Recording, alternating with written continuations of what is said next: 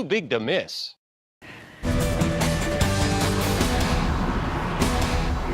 The end of the year is almost here, and if you're a small business owner, hey, it's time to tie up the loose ends before time runs out. Here with a checklist on what you need to do is CPA Gene Marks, owner of the Marks Group. Gene, welcome back to the show. So, hey, Jerry. This first tip, really? Have dinner with your accountant? Really? I know you're really good doing it, right? I mean, accountants like us, we're pretty boring people, but I got to tell you something. There are a lot of deductions for small business owners that are really coming to an end at the end of this year. What are those? And you really have to ask your accountant. Well, let me give you a few examples. Number one is called the Section 179 deduction. That's if you buy capital equipment. Usually when you buy capital equipment, you can deduct it over a number period of time, like a depreciated. But now this deduction lets you take a full $500,000 right off your books in the first year.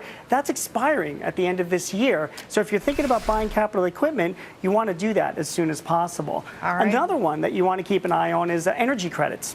At the end of this year, if you're buying like a hybrid car, or you're updating any of your offices or your leasehold improvements with energy efficient stuff, you can get a tax credit for doing that. That goes away at the end of the year as well. So you want to talk to your accountant about those things to make sure you get those costs in time and you get the full value of those tax deductions. You say also R&D credits, investment breaks. What investment breaks are you mentioning here?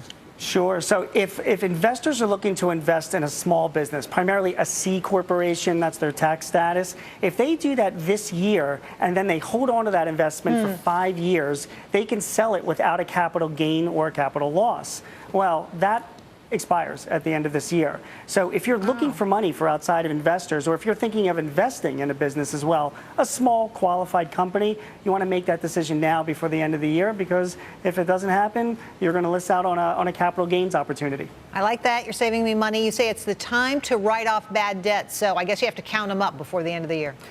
You really do. So the rule is for small business owners is that you got to write them off during the year, or else you can't take credit for them. So a lot of people think like, this invoice, it's kind of iffy. I don't know if I should write it off or not. If you really think it has a good reason that it's going to be a bad debt, take the expense now, take the deduction now. That way you'll save on your taxes. Oh, and one final thing, is your inventory. Your year end is the time to get all of your inventory under control. Make sure you're doing your counting. Make sure you've got the numbers correct, because your inventory itself is going to play a big part in how much taxable income you're showing this year. So you want to make sure you're doing that too. You say review estimated tax payments, my friend. One big issue, and all small business owners know this, particularly if they're having a halfway decent year, or if they might have skipped an estimated payment, sometimes they find out from their accountant that they owe more taxes than they expected to, which is yet another reason why you want to have dinner with your accountant. Make sure you've made all of your estimated payments. Have him or her double check with you. The last thing you want to do is you want to get a surprise in March or April when they come back to you and say, you owe more money for last fiscal year.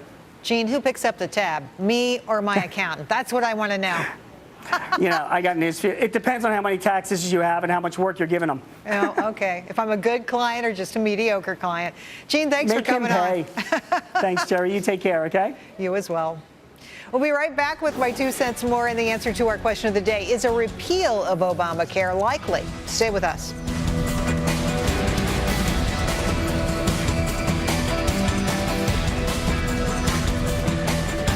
We asked people if you could get paid to do